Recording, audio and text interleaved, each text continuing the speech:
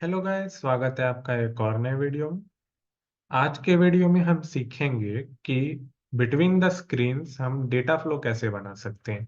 एक स्क्रीन से दूसरे स्क्रीन पर हम डेटा कैसे भेज सकते हैं, हम ये सीखेंगे। तो इसके लिए मैंने कुछ सेटअप्स पहले से ही कर लिया था, क्योंकि वो यूआई बेस्ड सेटअप्स थे, तो मेरे ख्याल से उसे बेवजह वीडियो में इंक्लूड करके टाइम वेस्ट करना जरूरी नहीं होगा। तो जो मैंने किया है वो मैं दिखा देता हूँ। मैंने एक वेरिएबल बनाया है जो म्यूटेबल स्टेट ऑफ टाइप का है, इनपुट नाम का।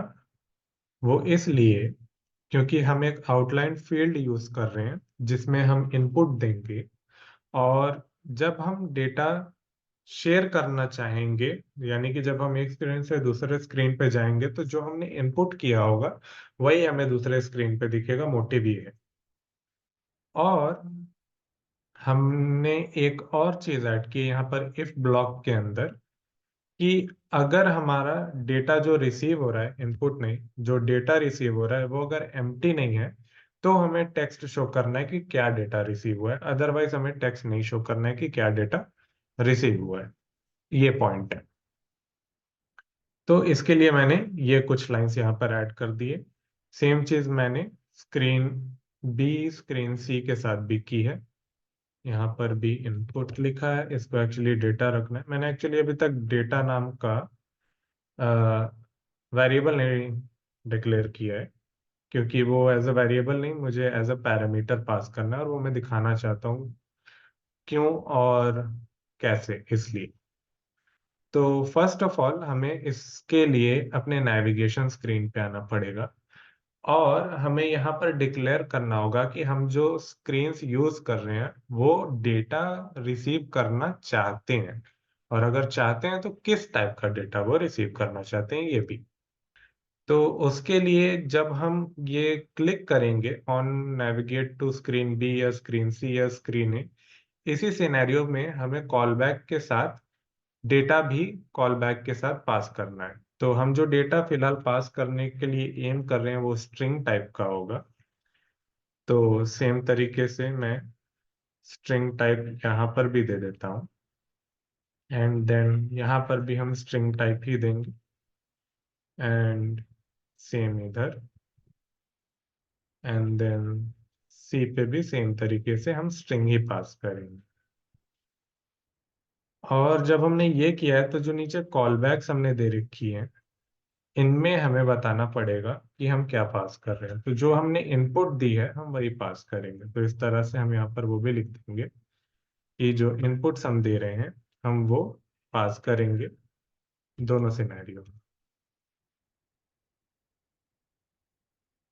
तो सेम चीज स्क्रीन बी पे कर देते हैं हमारे कॉल बैक फंक्शन में,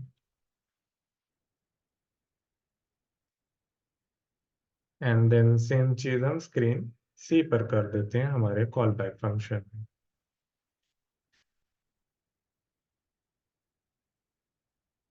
इस तरह से। अब जो नेक्स्ट चीज हमें करनी है वो ये कि हम डेटा रिसीव भी करना चाहते हैं। तो इसके लिए जस्ट आफ्टर मॉडिफायर मैं एक पैरामीटर बना रहा हूँ जिसका नाम होगा data of type string, and इसकी डिफॉल्ट वैल्यू हम ये रख देते हैं। एंड सेम चीज हम बाकी के स्क्रीन्स पे भी ऐड कर देंगे। तो ऐसे जो एरर शो कर रहा है वो चला जाएगा, data of type string, data of type string. उसके बाद आप देख सकते हैं यहाँ जो डेटा का एरर था वो चला गया। अब बस यहाँ पर एरर दिखा रहा है, वो इसलिए क्योंकि हमने पीछे लैम्डा दे रखा है। तो उस केस में हमें इसे सराउंड करना पड़ेगा लैम्डा के अंदर, ताकि ये कॉल बैक फंक्शन की तरह काम कर सके। तो इसे हम सराउंड कर देंगे लैम्डा के अंदर, इस तरह से। ऑन क्लिक पे हमें ये करना है। सिमिलरली हम यहाँ भी लैम्डा से सराउंड कर देंगे, एंड देन स्क्रीन बी पर भी हमको लैम्डा से सराउंड करना होगा। एंड देन स्क्रीन सी पर भी हमें लैम्डा से सराउंड करना होगा इस तरह से। अब इन चेंजेस के बाद हमें जो अब चेंज करना है वो सिर्फ नेविगेशन की फाइल में चेंजेस करनी है। तो पहले तो हमें यहाँ से नैव बैक स्टैक एंट्री मिल रही है, तो इसके लिए हम यहाँ पर एक नॉर्मल सा वेरिएबल बना देते हैं सेम नाम से, नैव बैक स्टैक एंट्री, इस तरह से। एंड ये सेम चीज हम तीनों केस में कर देते हैं ना। अब जब ये कॉल हो रहा है यहाँ पर स्क्रीन बी, तो आप देख सकते हैं कि हमें यहाँ से स्ट्रिंग रिटर्न हो रहा है, आप यहाँ पे देख पा रहे हो। अगर मैं यहाँ पर इट करके इसको ऐसे कर दूं तो आपको दिखेगा कि ये इट जो है ये किस टाइप का है, स्ट्रिंग टाइप का है। आप देख पा रहे हैं यहाँ पर कि इट स्ट्रिंग टाइप का है क्योंकि यही हम पास कर रहे हैं। बट क्योंकि ये यूज नहीं हुआ है इसलिए हमको ऐसे दिख रहा है। तो इसको इट ना करके हम, क्योंकि डेटा पास कर रहे हैं, हम इसका नाम डेटा रख देंगे। एंड सेम थिंग हम रिपीट करेंगे सारे के सारे लैम्डा के लिए, यहाँ पर भी, यहाँ पर भी, एंड देन यहाँ पर भी, यहाँ पर भी, एंड यहाँ पर भी। ओके। नाउ इसके बाद अब जो हम यहाँ पर पास कर रहे हैं राउट स्क्रीन भी, इसके बाद हमें यहाँ पर ऐड करना होगा प्लस कोट्स के अंदर। जेमिनाई ने कुछ रिकमेंड किया था, अगर आप देखो तो वो कोट्स के अंदर डेटा पास कर रहा है और हमें यही चीज करनी है। तो हम इसे कॉपी पेस्ट कर लेते हैं जल्दी जल्दी। इसका मतलब क्या हुआ, हम इस रूट पर ये डेटा भी साथ में भेज रहे हैं। ये वैसे ही काम कर रहे हैं जैसे एक वेब डेवलपमेंट के केस में आप यूआरएल में डेटा भेजते हो, सेम मेथडोलॉजी है ये। ना, अब इसके बाद इस नैव बैक स्टैक एंट्री का क्या, तो वो हमें चाहिए डेटा रिट्रीव करने के लिए।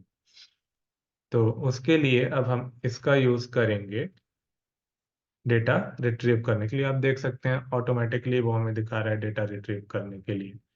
तो हम यहाँ पर इस तरीके से कर देते हैं। अब यहाँ पर क्योंकि आप देख सकते हैं मैंने ऑलरेडी डेटा यूज कर रखा है तो नेम शैडोड हो गया है, तो बेटर होगा इसको रिसीव्ड डेटा के नाम से सेव करना। Okay. And same code line हम कॉपी कर लेंगे इस तरह से। एंड सेम चीज हम यहाँ पर भी बना देंगे अपने स्क्रीन बी के कंपोजेबल के लिए भी और स्क्रीन सी के कंपोजेबल के लिए। अब इस डेटा को भेजना क्या है, स्क्रीन्स में मैंने जो डेटा नाम का एक पैरामीटर बनाया था, यहाँ पर हमें रिसीव्ड डेटा को भेजना है।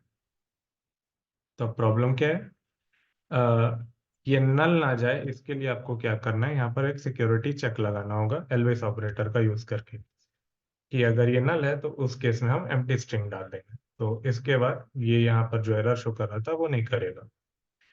तो इसको भी कॉपी पेस्ट कर देते हैं। काफी कॉपी पेस्ट हो रहा है आज। एंड देन सिमिलरली इसे भी हम कॉपी पेस्ट कर देते हैं। ऐसा लग रहा है आज का पूरा वीडियो सिर्फ कॉपी पेस्ट पर बना है। बट आपका कोड है, आपकी मर्जी, आप जितना चाहे कॉपी पेस्ट करें, फर्क नहीं पड़ता। And point to be noted ये है कि कॉपी पेस्ट करने में एरर होने की चांसेस बढ़ जाती हैं, तो उसका आपको ध्यान रखना पड़ेगा।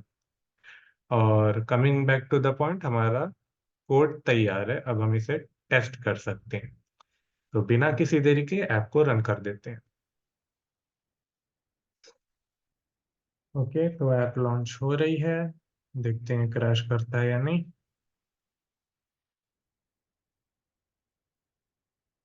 एंड इसने क्रैश नहीं किया। तो पहले हम प्रीवियस फंक्शनैलिटी वेरीफाई कर लेते हैं कि बिना डेटा के क्रैश कर रहा है या नहीं। स्क्रीन बी पे चलते हैं एंड ऐप क्रैश कर गई। तो अब हमें देखना होगा ऐप क्यों क्रैश की। तो जब इस टाइप के एरर आते हैं ना तो डिबगिंग करने में थोड़ी प्रॉब्लम होती है। काफी डिबगिंग करने के बाद मुझे समझ आया कि प्रॉब्लम क्या था। तो मैंने बताया तो था कि मैं क्या डेटा रिसीव कर रहा हूँ, जो कि लाइक ये डेटा मैं रिसीव कर रहा हूँ, और मैं उसे पास भी कर रहा था अगली स्क्रीन पे। बट इससे मैंने डिक्लेयर नहीं किया था कि जो स्क्रीन है वो ये डेटा एक्सपेक्ट कर रही है या नहीं। तो उसके लिए आपको अपने राउट्स वाले पार्ट में ये बताना होगा कि आप एक डेटा एक्सपेक्ट कर रहे हो। एक चीज का ध्यान देना है कि मैंने यहाँ पर डेटा ही क्यों लिखा है, उसके पीछे का रीजन ये है क्योंकि मैं यहाँ पर डेटा ही पास कर रहा हूँ। अब मैंने यहाँ पर कहीं की एंड वैल्यू पेयर डिफाइन नहीं किया है, तो जो आप इसमें पास करते हो वही डिफॉल्ट की बन जाती है, और इसके साथ जो डेटा आ रहा होता है उसका टाइप ही उसका टाइप बन जाता है। तो ये पार्ट आपको क्योंकि हम सारे स्क्रीन्स के बीच में डेटा पास कर रहे हैं, आपको पहली चीज तो इसे ऐड ऑन करना पड़ेगा अपने कोड में। उसके बाद प्रॉब्लम ये है कि अगर हम एम्प्टी स्ट्रिंग पास कर रहे हैं तो अल्टीमेटली हम कोई डेटा पास नहीं कर रहे हैं, तो वो बेसिकली नल जा रहा है और वो क्रैश हो जा रहा है।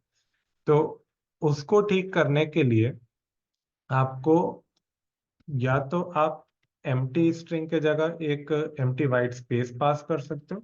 बेटर होगा कि आप नल पास करो इस तरह से। तो मैं यहाँ पर नल पास कर रहा हूँ, और आपको ये सेम चीज अपने स्टार्ट डेस्टिनेशन में भी बताना पड़ेगा कि स्टार्ट डेस्टिनेशन में जो भी आप स्क्रीन दे रहे हो वो क्या एक्सपेक्ट करना चाहिए एज अ डेटा। तो यही नल हम पास करेंगे इन केस हम नहीं चाहते कि हम अपने इनपुट टेक्स्ट में बिना कुछ पास किए अगर हम नेक्स्ट स्क्रीन पे जाना चाहते हैं तो। यहाँ पर एक ये चीज कर दी। इसके अलावा आपको क्या करना है कि आपको सारे स्क्रीन्स में जहां हम देख रहे थे कि अगर ये एम्प्टी नहीं है तब हम ये शो करेंगे, उसके जगह आपको करना है जब ये नल ना हो। ओके, यहाँ पर मैंने इक्वल टू नल लिखा है। अ, अगर ये नल ना हो तो उस केस में हम शो करेंगे कि क्या डेटा रिसीव हुआ है। तो अब इसे रन करा कर देखते हैं कि ये इस बार क्रैश ना करे।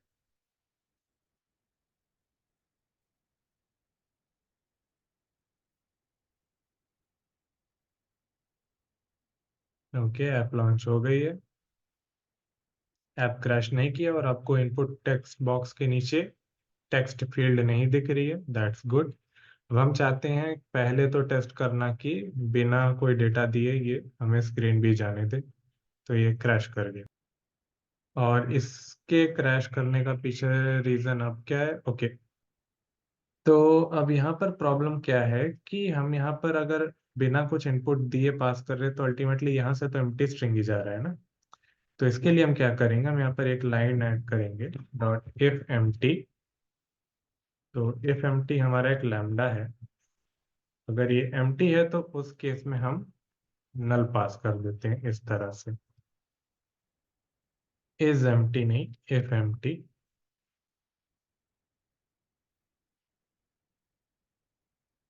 ओके, और यही सेम चीज हमें ऐड करनी पड़ेगी अपने बाकी स्क्रीन्स के इनपुट पे। तो ये स्क्रीन सी के लिए था, स्क्रीन बी में भी हम सेम करेंगे। तो यहाँ पर एक क्वेश्चन अराइज होता है कि मैंने ये डिफॉल्ट वैल्यू इनपुट की नल क्यों नहीं कर दी, लाइक यहाँ पर एम्प्टी देने की जगह। वो इसलिए क्योंकि हम एक्चुअली अपने आउटलाइन टेक्स्ट फील्ड में इनपुट दे रहे हैं, और अगर मैं यहाँ नल कर दूंगा तो आपको वहाँ ऑल टाइम नल दिखेगा, तो वो भी राइट नहीं, इस वजह से। तो ऐप के अनुसार आपको देखना होता है कि आपको क्या इम्प्लीमेंट करना है क्या नहीं। इसे रन करते हैं। तो ये ओपन हो गया है, स्क्रीन बी पे चलते हैं बिना कुछ पास किए। एंड आप देख सकते हैं हम स्क्रीन बी पर आ गए। स्क्रीन सी पर चलते बिना कुछ पास किए, स्क्रीन सी पर आ गए। लेट से स्क्रीन सी से मैं स्क्रीन ए पे अपना नाम भेजना चाहता हूँ, तो सैम डालते हैं और अब चलते हैं स्क्रीन ए पे।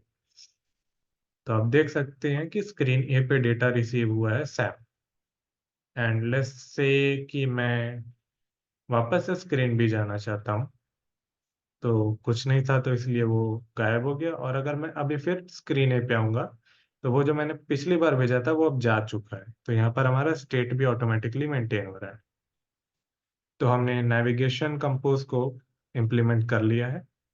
हमारे इस सीरीज का ये लास्ट वीडियो है। अगर आपको मेरी ये ट्यूटोरियल अच्छी लगी तो प्लीज़ मेरे वीडियो पे लाइक करिएगा। अगर आप कहीं स्टक हैं, किसी टाइप का एरर आ रहा है, तो आप बिल्कुल मुझे कमेंट सेक्शन में अप्रोच कर सकते हैं। मैं ट्राई करूंगा आपकी हेल्प करने की। एंड अगर आप चाहते हैं कि मैं ऐसे वीडियोस बनाता रहूं, तो आप प्लीज़ मुझे सब्सक्राइब करिए ताकि मेरी मोटिवेशन भी बनी रहे। एंड अगर आप चाहते हैं कि मेरी वीडियो आप तक सबसे पहले पहुंचे, तो आप वो बेल आइकन भी क्लिक कर सकते हैं। मैं मिलता हूँ एक अगली सीरीज के साथ आपको एक नए वीडियो में।